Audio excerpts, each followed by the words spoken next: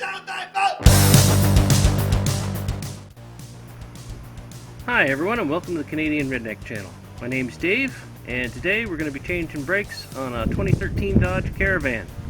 It's pretty windy out here today, so sorry for the wind noise. I'll do my best to keep the camera out of the wind.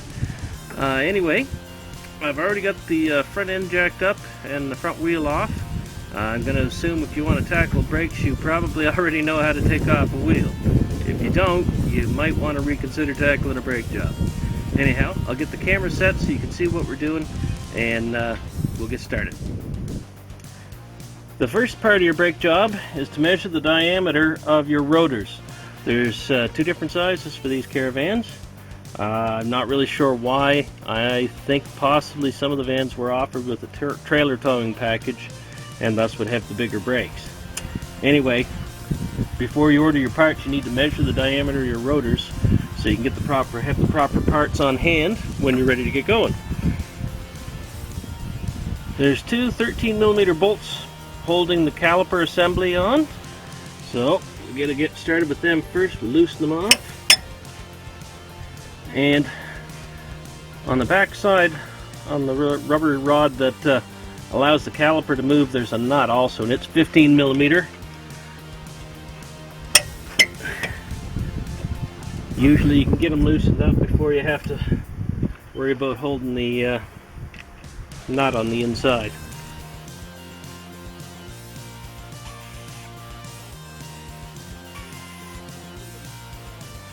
With the bolts out, we can carefully pry the caliper up out of its bracket.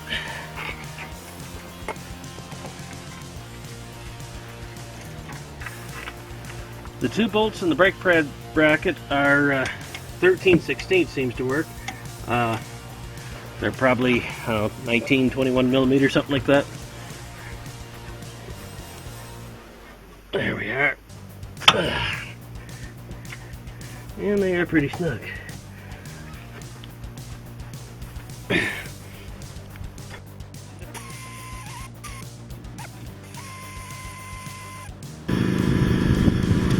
And now we can pry this off of here.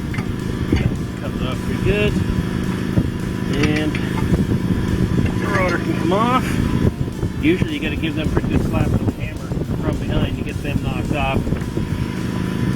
I'd had this one off not too long ago. The new rotor slides in place. Like that. Now is the best time to put the new pads in the bracket. One of the pads has this little bar on it here so that when it gets worn down close to the rotor, it'll squeal against the rotor. It goes on the inside next to the piston on the caliper. Make sure the curved portion goes up to the top side of the bracket, to the outside of the bracket.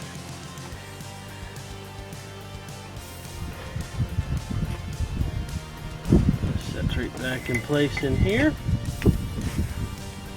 Bolts like these that hold that bracket on that are exposed to the weather, I like to put a little anti-seize on. You don't have to worry about them coming tight, or coming loose rather, if you get them good and tight. And they can definitely be prone to rusting where they're at because, like I said, they're exposed to the weather. And I don't want to be twisting bolts off and stuff if I have to replace the brakes again.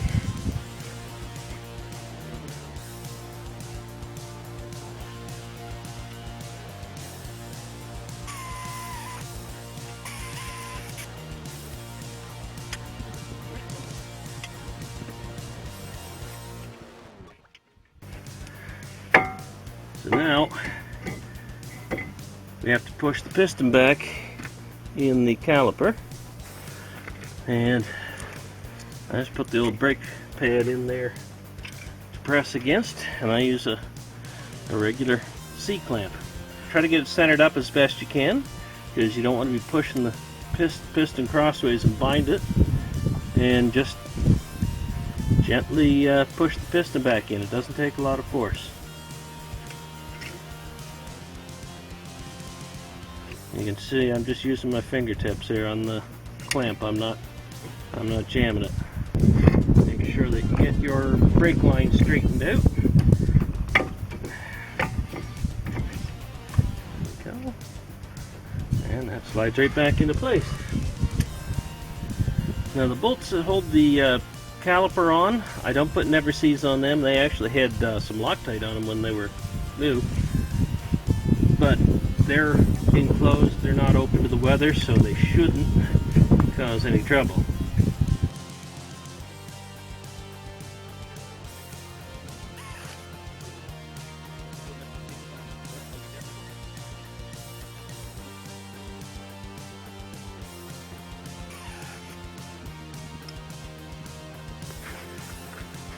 So I'll get the wheel back on this front wheel here and get the back wheel jacked up and off, and we'll do the back brakes next.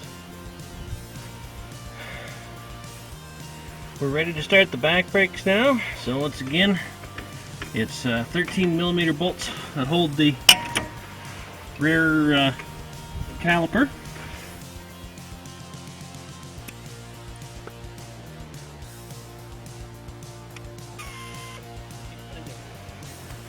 And again, we just draw the caliper up out.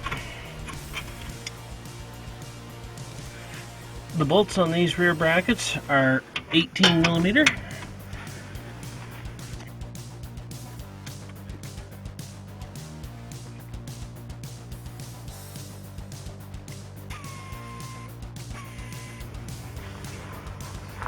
And now we can pry this bracket up off also, which comes off pretty easy. Alright, we're ready now to knock the rotor off. Good sharp rap with the hammer should do it. There we are.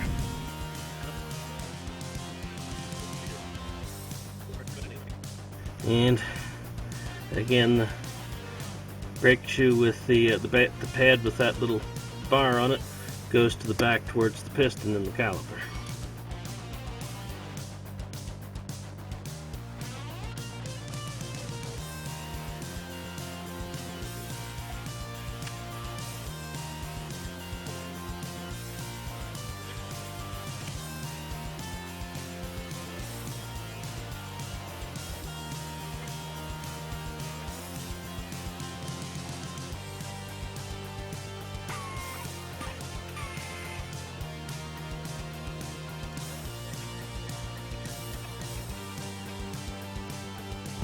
In here on the piston, there is 2 notches, and for the rear piston you can't just shove it back in with a clamp.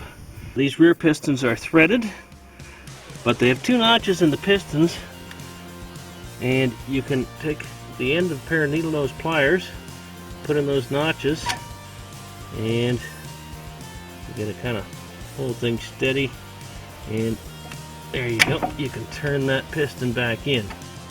Carefully, be very careful not to tear the rubber or you're out of caliper.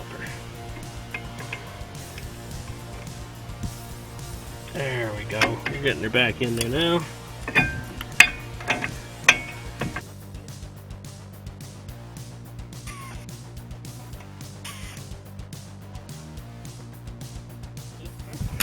And we're good to go. And that's changing brakes on a 2013 Dodge Caravan.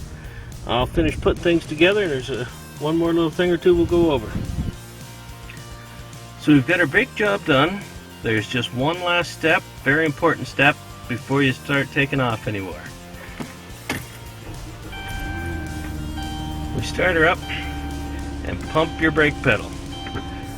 Because you push the pistons back in the caliper, there's going to be a lot of space there. You might have to pump the brake pedal maybe 10 times even. Anyhow, got our brakes all pumped up,